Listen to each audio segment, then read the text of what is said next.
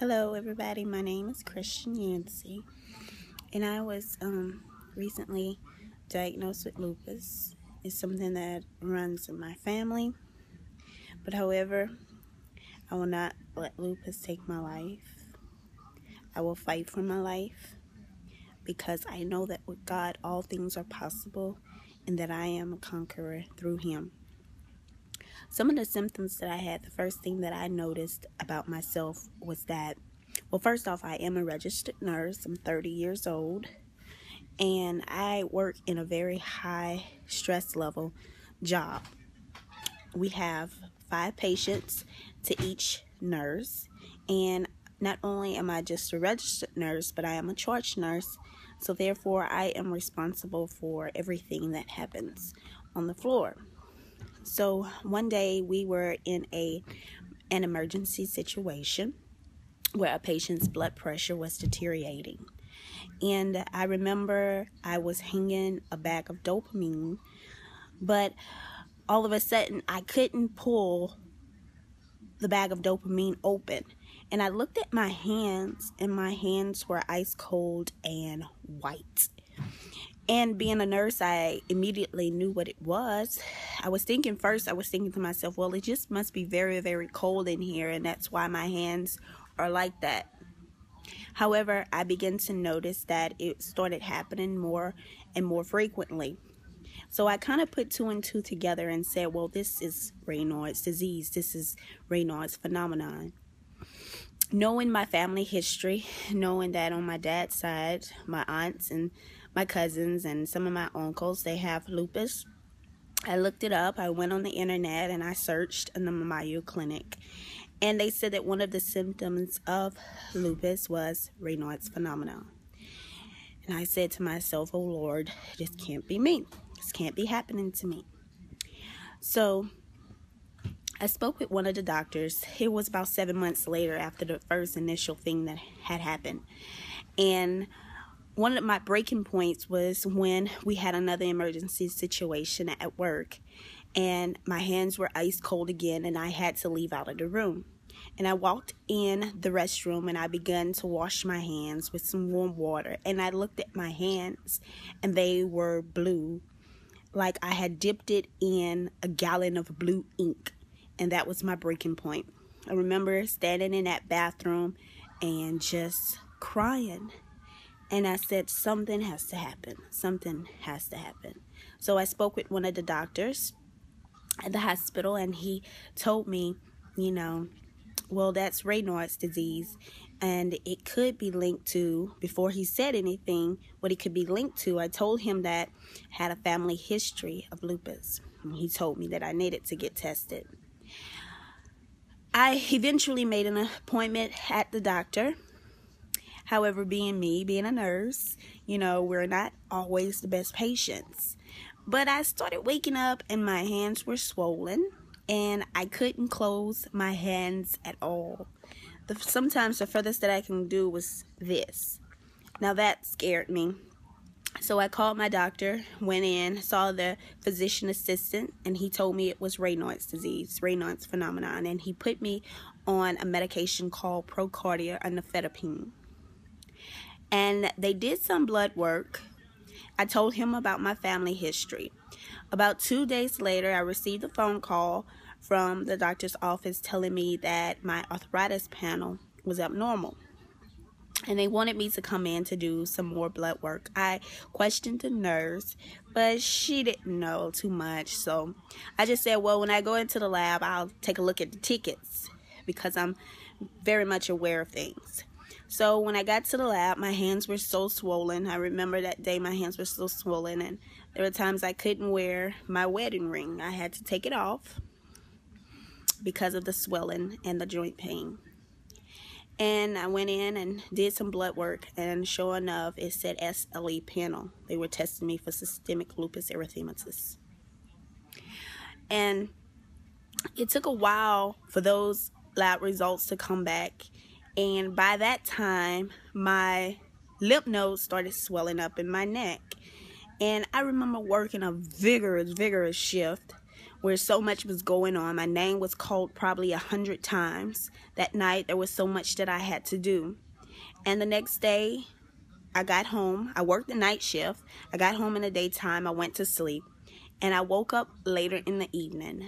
I couldn't really move my left arm. I couldn't move my right arm. And there was a swollen lymph node in my neck, and it was so painful. And I stood in my kitchen trying to fix me something in the microwave, and I just cried. I broke down and cried. And I called the doctor's office the next day, and I told them, you know, I'm in a lot of pain. I'm in severe pain. What is going on? My husband went in to check the mailbox, and in the mailbox, I found the test results that said my NA was positive, my titer was elevated, was abnormal. My Sjogren's antibodies was also abnormal, and the anti-Smith antibody also was abnormal. So at this point, I'm just in an outright flare, and I have no medications to maintain it, manage it, and I'm so new to this disease process. I just don't know what to do. I started getting chest pain. I started getting shortness of breath. Still couldn't move any of my joints. And I had to go to the emergency room, where they left me there. After I told them I had chest pain, they left me in the emergency room for maybe 2 to 3 hours, just sitting out there. After I was taken to the back, I was in the room, and I was still having chest pain. I was hooked up to the heart monitor, and I was still having chest pain and everything. And I just remember telling my husband, these people are going to let me die in here. You know, I'm a nurse, and this is not how I would treat my patients at all. They need to do something. And they just summed it up to say, well, it's the lupus. It's the lupus that's causing you problems. One of your markers for inflammation is elevated. So we're going to give you this Toradol. We're going to give you this prescription for this prednisone. And we're going to send you home and just follow up with your primary care provider. And so I went home, and on my discharge papers, at the very back, I don't know if they made a mistake or not, but they stapled my EKG, which showed undetermined rhythm, septal infarct, age undetermined, abnormal EKG. And that just freaked me out. And I'm thinking to myself, so these people are really going to send me home with this abnormal EKG? So I just went home, and I took a dose of the prednisone. And the next day, I woke up and I was still having chest pain. So I went to the hospital where I work, and I requested this specific cardiologist. He came in, did an echocardiogram, and repeated an EKG on me. He told me that I had some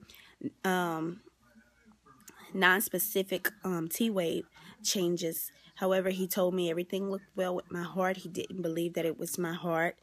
And I really trust him because I know him. He's a good doctor. And so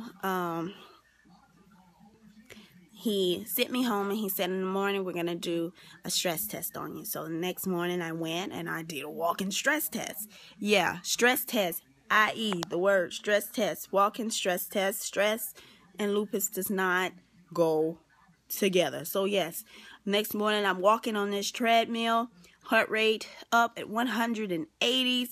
I mean, and they just keep on inclining and inclining and inclining and inclining. Yeah. So I went home in the car having chest pain again and shortness of breath. But I was so sick and tired of going to the hospital. I said, I'm just not going to go back to this hospital. So I went on and I went to work that night. Yeah, some more stress. Went to work, and I can feel burning sensation in my chest, and it wasn't good. Shortness of breath, and I just was trying to ignore it, trying to have a good attitude until I went into the medication room, and got real dizzy, and I almost passed out. So I had to end up going back down to the emergency room. At that point, my hands were completely cold. They couldn't get an oxygen saturation on me. They couldn't get circulation in my hands, so they had to put nitro paste on my hand, and they ended up admitting me to the hospital. I stayed 2 nights in the hospital. A rheumatologist came in the room and spoke with me. It basically was just telling me that I wouldn't have to change my job because it was too stressful, and stress would leave me in a complete flare. So being on the prednisone helped me out. It really did. But I have to say that prayer also helped me out, and that God has really sent and placed some people in my life to lead me in the direction of being healthy and living a normal and active life, and now not allowing lupus to take over my life, but for me to be a conqueror. And I changed my lifestyle. I changed the way that I was eating things. I eat organic food. I drink a green smoothie every day. I take this thing called Remag because of magnesium deficiency in your body can cause so many disease processes that we are not even aware of. You know, sometimes the doctors, they take your blood work and they say, well, your magnesium is normal. But what I found out is that there is only 1% of magnesium found in our blood. And the magnesium is mostly found in our RBCs and our bone. It's in our cells and our bones. So in order to really get an accurate magnesium on you, they would have to do the thing called magnesium RBC test. And that is something that not too many doctors would want to do. I've heard so many testimonials from some people who had atrial fibrillation, that is an irregular heart rhythm, when the atrium is actually just shaken, which can lead to blood clots, which can lead to strokes. There was this one doctor, he had atrial fibrillation, was on medicines such as Cortisone or Cortisone, which is antiarrhythmics. And it controlled it as far as making it not a high rhythm, but it never took it away and put him back in normal sinus rhythm. But once he started drinking this thing called Remag every day, he does not have atrial fibrillation anymore. I know of this one man who drinks this green smoothie, which basically consists of 2 cups of clean purified water, an organic apple, and a banana you could put in, and some green vegetables, organic greens. And you just blend it together and you enjoy it. And it's really tasty. This one man, he had high blood pressure, high cholesterol. He had to get 2 allergy shots every week and take an Allegra every day. He said ever since he's been doing this green smoothie every day, he does not have high cholesterol. He does not have high blood pressure. And he doesn't have to take any more allergy shots. And I say to God be the glory. And I just believe that God is a healer, and that he can heal us, and that he will take care of us. So I pray that the peace of God will rest upon all of you, and that he would strengthen each and every one of you, and know that you are more than conquerors through him that love him. Have a good night. God bless.